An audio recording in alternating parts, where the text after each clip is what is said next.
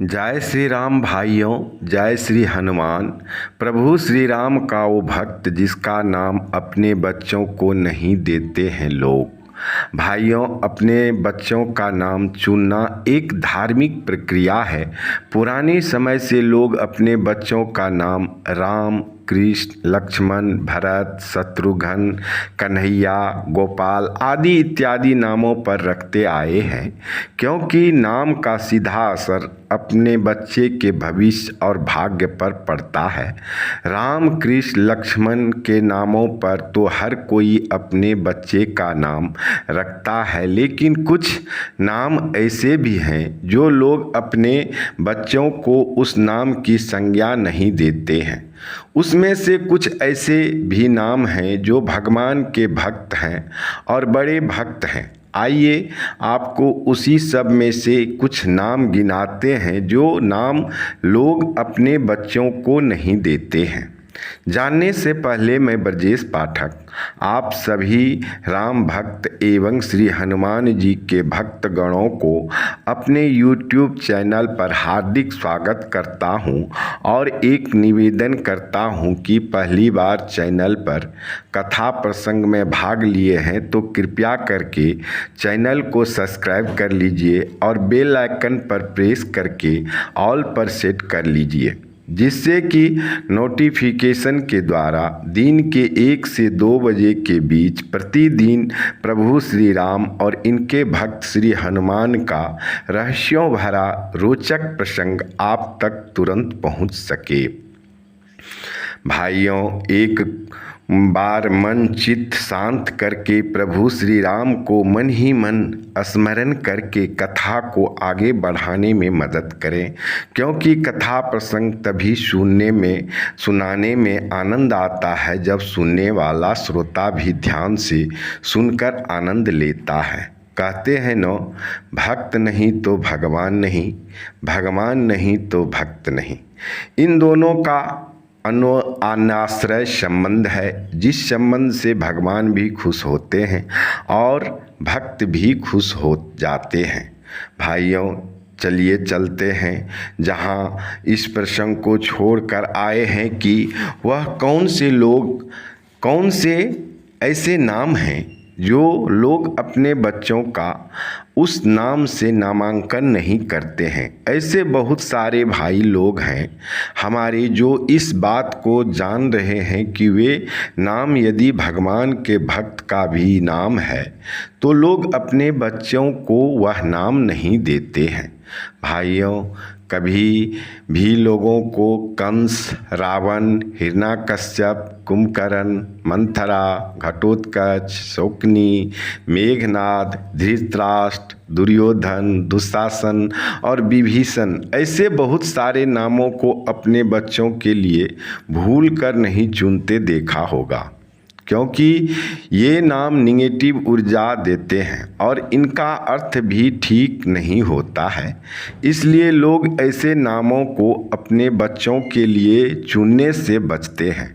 आपको बता दूं कि श्री रामचरितमानस पाठ में कुछ ऐसे राक्षसों के नाम हैं जिनको अगर ट्रांसलेट किया जाए तो ये बेहद डरावने अर्थ देते हैं।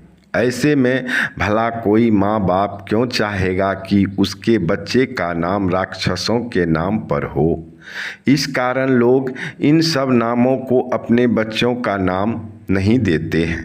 भाइयों, इन नामों में से एक नाम है जो श्री रामचरितमानस के प्रमुख पात्र हैं और बहुत बड़े राम भक्त हैं, जो प्रभु श्री राम के कट्टर भक्त हैं। उनका नाम है विभीषण महाराज।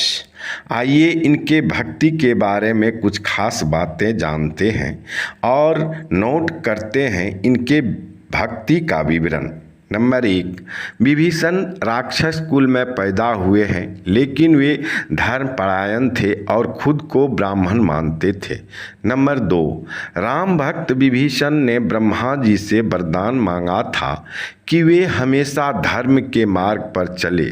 भाइयों, ये वरदान साबित करता है कि विभीषण महाराज राक्षस कुल में जन्म लेते हुए भी अंदर से महान संत थे। एक संत ही ऐसा वरदान के रूप में मांग कर सकता है कि मैं हमेशा धर्म के मार्ग पर चलूं। नंबर 3, विभीषण ने लंका में रहते हुए भी राम भक्ति की, ऐसी भक्ति की रावण उनका बड़ा भाई कभी समझ नहीं पाया कि ये राम भक्त हैं। संकेत के रूप में भगवान राम का नाम अपने घर पर अंकित करवा रखे थे और उस संकेत रूप में लिखा हुआ प्रभु श्री राम के बड़े भक्त श्री हनुमान जी ने पढ़कर तुरंत समझ लिया कि ये राम भक्त हैं, क्योंकि विभीषण के घर पर एक तरफ और दूसरे तरफ राम लिखा हुआ था, जिसका जिक्र श्री रामचरितमानस पाठ के सुंदर कांड में भी मिलता है। और वह दोहा है, रामायुध अंकृत गृह शोभा वर्णि न जाय, नव तुलसी का वृंद तह देख हरस कपिराय। नंबर 4, विभीषण के गुरु मुनिंद्रा ऋषि थे, जो मंदोदरी और श्री हनुमान जी के भी गुरु थे। नंबर 5, भाइयों, विभीषण धर्मपरायण था, उसे धर्म प्यारा था, जिसके परिणाम स्वरूप अपने सगे भाई को समझा कर थक गया। अंततः वे भाई को त्याग करके धर्म का साथ दिया। फिर भी लोग उसे विभीषण ही समझ रहे हैं। उसे धर्मपरायण विभीषण नाम से पुकारा जाना चाहिए।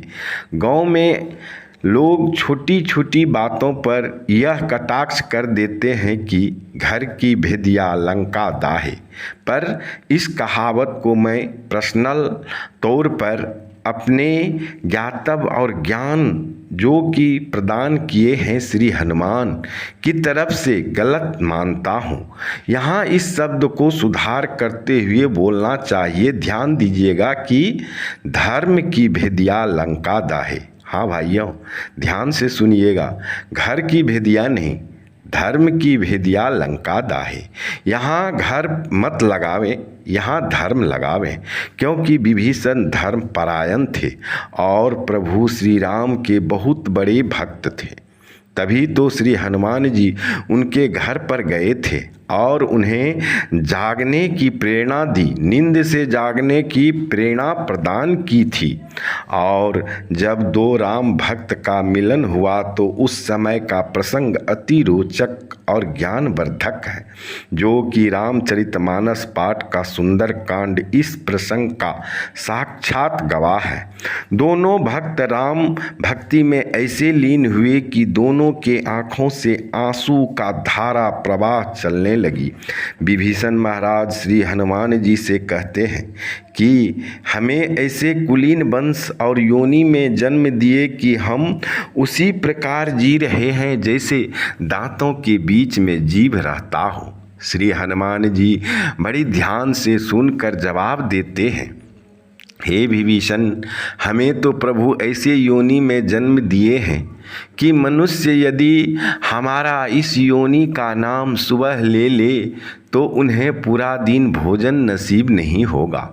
दोहा है, ध्यान से सुनिएगा, प्रात ले जो नाम हमारा तहि दिन ताहि न मिले आहारा।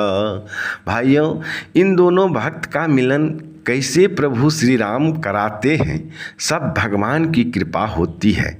प्रभु श्री राम की कृपा होती है, भगवान की ऐसी कृपा होती है जो वे अपने दोनों भक्त को भक्त से कैसे मिलाते हैं, ये प्रभु श्री राम जानते हैं। भगवान यदि खुद आपके पास नहीं आते हैं तो ऐसे भक्त को भेजकर जो सामर्थ्यवान हो उससे आपका कल्याण करवा देते हैं। इसलिए भाइयों, विभीषण राक्षस कुल में जन्म जरूर लिया था, पर वह एक राम भक्त था जिसे भगवान राम चिरंजीवी का वरदान दिया हुआ है। आज भी वे इस संसार में सशरीर हैं और सबसे पहले श्री राम भगवान का पूजा करते हैं। भाइयों, ये प्रसंग आपको कैसा लगा, कृपया कमेंट करके अपना सुझाव ज़रूर दीजिएगा।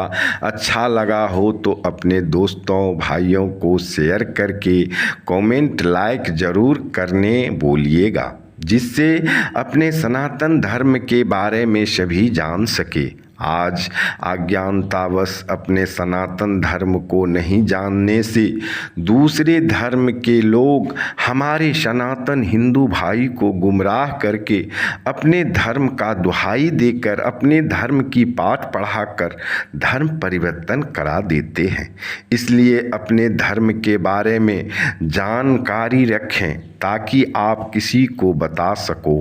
भाइयों, यदि चैनल को सब्सक्राइब करना भूल गए हैं तो अवश्य कर लीजिए और लाइक कर दीजिए, जिससे कि श्री राम प्रभु का और इनके भक्त श्री हनुमान जी की कृपा आप पर बनी रहे। प्रभु श्री राम आपका मंगल करे, आपका आने वाला दिन शुभ करे। श्री हनुमान जी आपका कष्ट हरे। जितने बार इस प्रसंग को सुनेंगे उतने बार पुण्य बढ़ेंगे। जय श्री राम। प्रभु करे आप सबका कल्याण।